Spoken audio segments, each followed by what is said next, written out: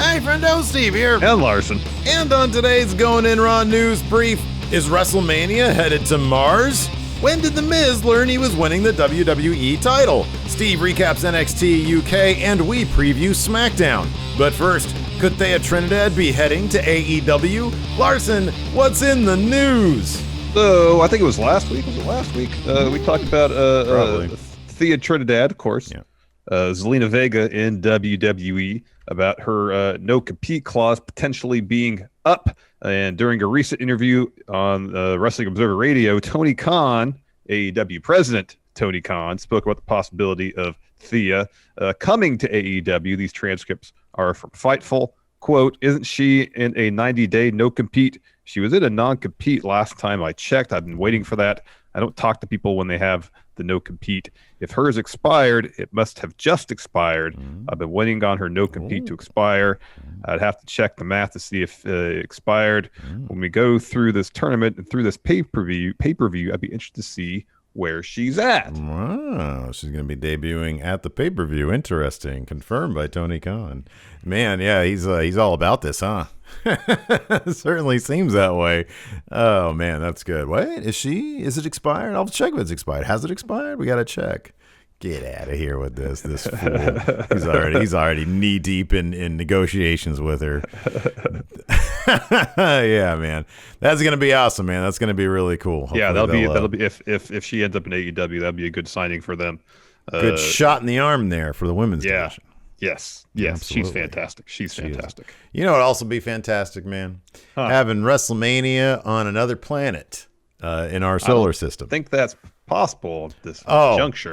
You think it's not possible? I know one person who thinks it's possible, and that's one Paul Levesque. That's right, the game. During an appearance on The Good Time Show, Triple H had a bit of fun at Elon Musk's expense, cutting a promo on the former richest man in the world. These transcripts come to you via WrestlingNews.co. Before we do this, the genesis of this, did Elon Musk say something negative about WWE? Do we know? You know, based on how it was framed on amongst the write-ups on various wrestling news sites, I thought so, but I couldn't find any source of Elon Musk being disrespectful in any way the wrestling industry. I wonder if this is just, I didn't listen to the full show to get the context. I just wonder if it's a situation where they're like, hey, have some fun. And, you know, usually when people cut like, you know, random promo on purpose because they disrespected the business. That's just what I put together. I mean, if Elon, you know, did speak ill of the pro wrestling business, in about 5 minutes of research, I couldn't find any evidence of that. Well, if anybody does know the scoop, if there is some sort of origin story here with Elon Musk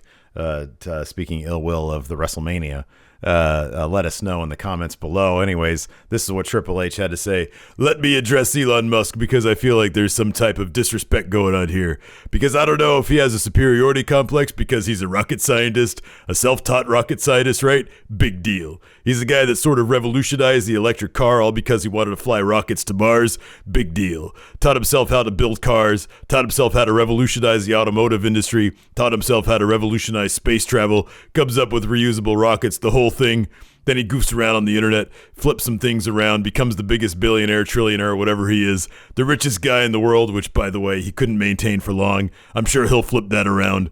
At this point, Elon, you have to ask yourself, all those incredible accomplishments, and believe me, they are cool, but who have you beaten? Who have you ever beat? The answer is nobody. If you want to disrespect our business, that's one thing. I will anytime, any place, anywhere, fight you, Elon Musk. If you've got the guts, if you have what it takes to do this, and then you and I will talk about what I really want to talk about, which is taking one of your rockets, launching it from Florida, going up into space, heading to Mars with a team from the Performance Center, where we then put on the largest spectacle the universe has ever seen, WrestleMania Mars. This is all very obvious.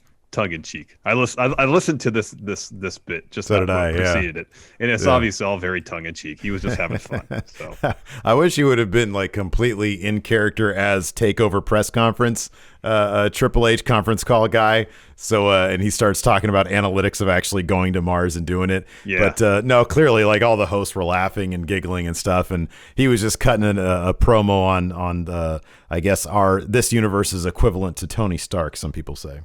Ah, yes. So all in good fun. Would you like to see WrestleMania on Mars, Larson? Well, I mean, it's not feasible at this juncture. So I mean, it's not why bother considering whether I'd want to see it or not when it's not a possibility. I'd like to see WrestleMania in the belt. You don't watch The Expanse, so you don't know what that means. I don't. For the belters! For the belters! I don't know that voice. You got to watch The Expanse, man. I think you dig it. Yeah, maybe I would. Mm-hmm. Something I'm not sure if I will enjoy or not. Miz WWE champion. Mm-hmm. So during a recent appearance on Renee Paquette's Oral Sessions podcast, the Miz revealed that he learned he'd be winning the WWE title Elimination Chamber the very afternoon of the show. Correct. Correct. Transcripts via Wrestling Inc. So the Miz had to say, I had no idea. I went in there and no one was talking to me. Like all of the creative. Is that abnormal for Miz? I mean, it made it seem like it was. Yeah. And I was like, is anyone going to talk to me? And then I went in and figured out what was going on. I was like, oh, okay, this is it. You don't believe it's going to happen until you hear the 1, 2, 3. I mean, it's not outside the norm, it seems, for people to learn like huge things are happening to them or they're going to be involved in huge story beats day of the show. Yeah. Yeah. So they're not usually looped into stuff. My favorite story about any title win, it's like the saddest one. It was when Jericho, I was reading Jericho's book like months ago, like one of his many books.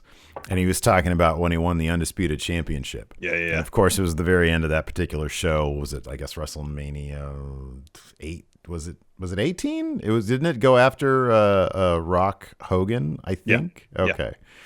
So he says he gets backstage and nobody was there. Like, I don't know how long Vince sticks around or if when the matches go, I have no idea. But he was like, yeah, maybe he was exaggerating a little bit. Maybe there was just, the people necessary to be there, but like nobody was there milling about. And he was like, yeah, it was the weirdest thing. I just won the Undisputed Championship.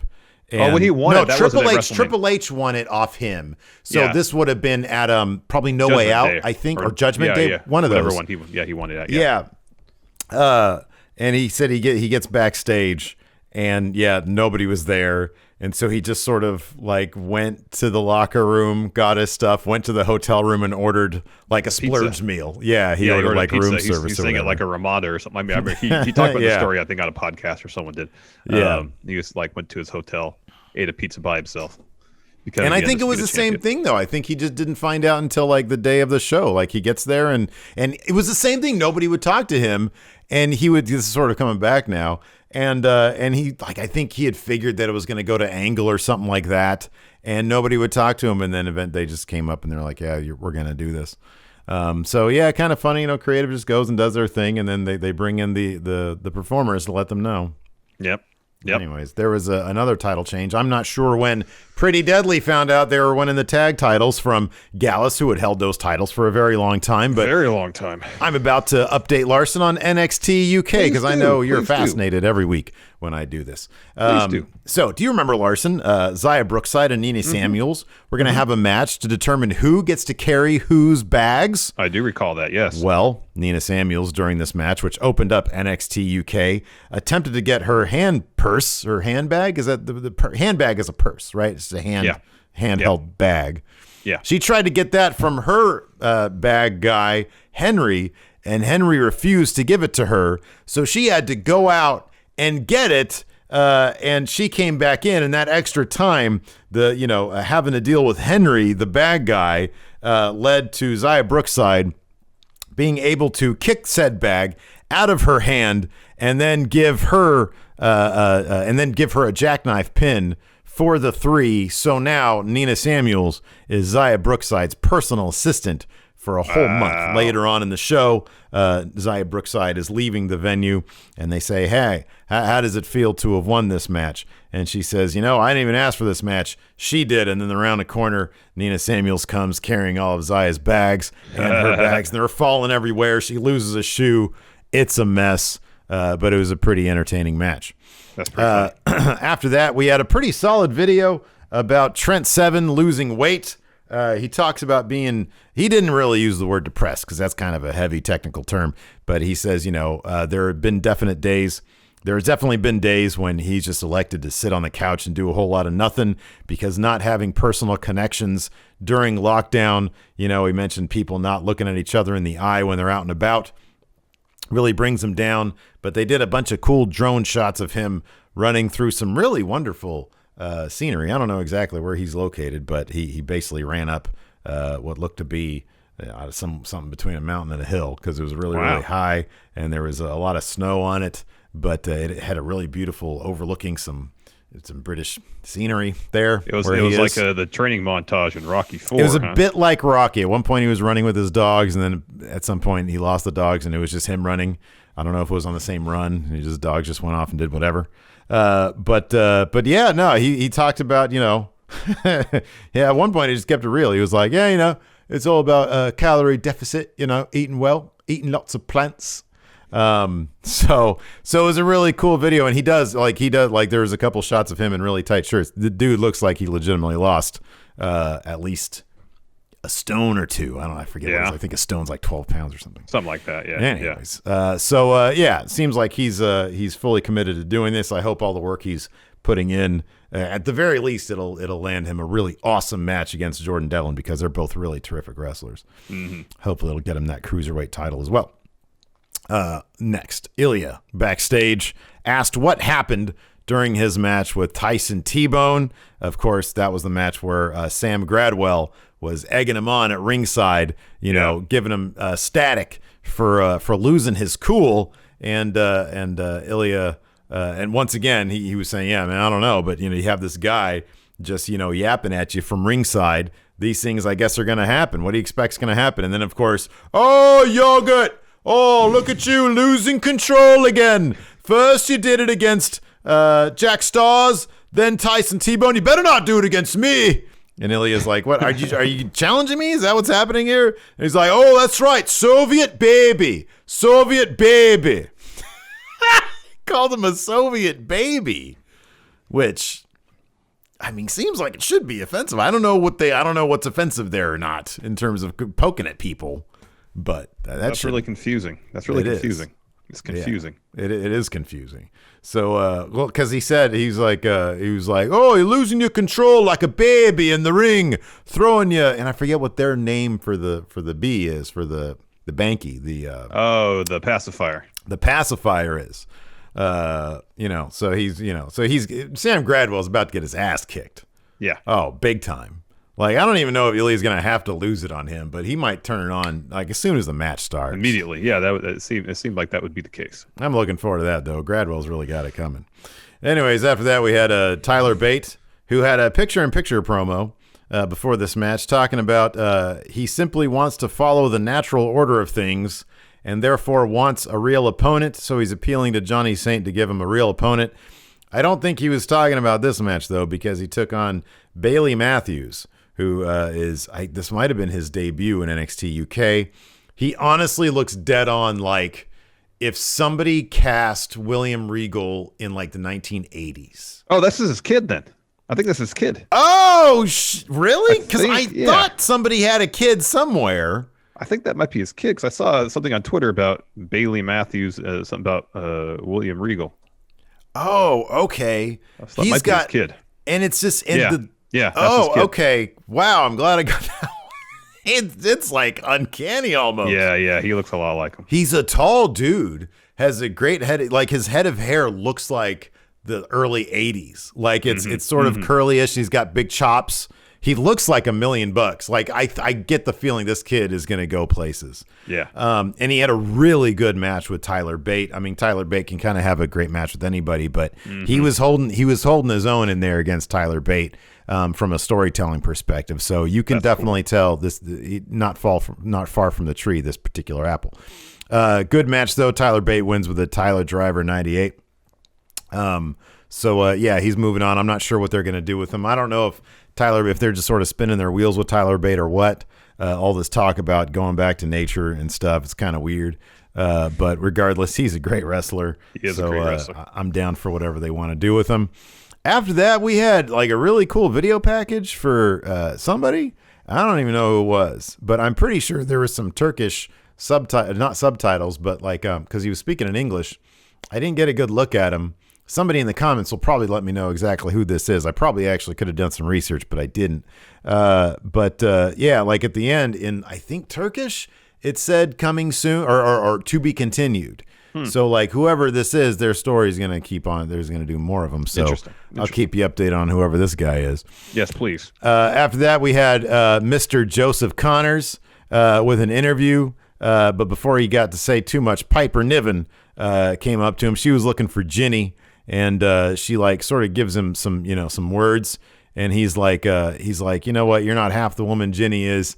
He says, when you look in the mirror, you see a commoner. And then Ginny attacked Piper Niven from behind.